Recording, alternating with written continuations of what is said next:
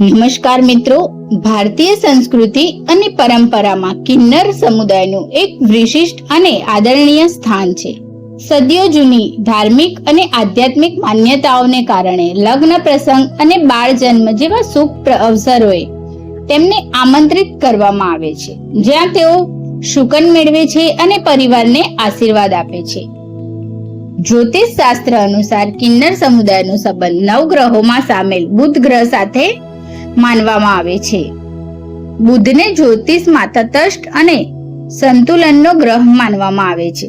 એવી માન્યતા છે કે કિન્નરોના આશીર્વાદમાં બુધ ગ્રહની સકારાત્મક ઉર્જા સમાયેલી હોય છે, જે વ્યક્તિના જીવનમાં વેપાર રોજગારની પ્રગતિ, સુખ, સમૃદ્ધિ અને શાંતિ લાવે છે. પરંપરા અનુસાર લગ્ન સમયે નવવધુને અખંડ સૌભાગ્યના અને બાળકના જન્મ સમયે નવજાત શિશુને દીર્ઘ આયુષ્યના આશીર્વાદ આપવા કિન્નરો આવે છે. તેઓ મંગળ ગીતો ગાઈને, નૃત્ય કરીને અને અનોખી શૈલીઓમાં પોતાની ખુશી વ્યક્ત કરે છે. શુભ પ્રતીક તરીકે તેમને અનાજ, કપડાં કે નાણાં આપવામાં આવે છે.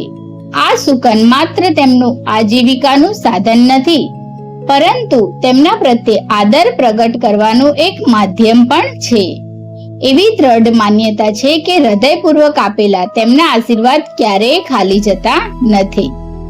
કિન્નર સમુદાયને મેળવવામાં આવેલા આશીર્વાદ પાછળ રામાયણ કાળની એક અત્યંત ભાવુક કથા જોડાયેલી છે. જ્યારે ભગવાન શ્રી રામ 14 વર્ષના વનવાસ માટે નીકળ્યા, ત્યારે અયોધ્યાના તમામ નાગરિકો પણ તેમની પાછળ ચાલવા લાગ્યા હતા.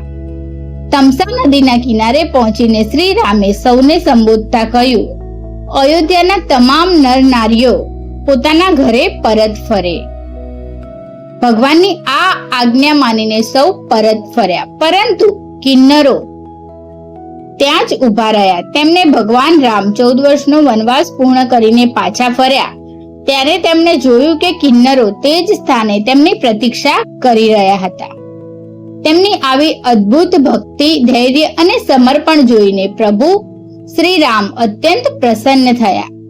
તેમણે કિન્નરોને વરદાન આપ્યું કે કળિયુગમાં શુભ પ્રસંગોએ તમારા દ્વારા આપવામાં આવેલા આશીર્વાદ હંમેશા ફળદાયી નીવડશે અને સમાજ તમને આદરપૂર્વક શુકન આપશે.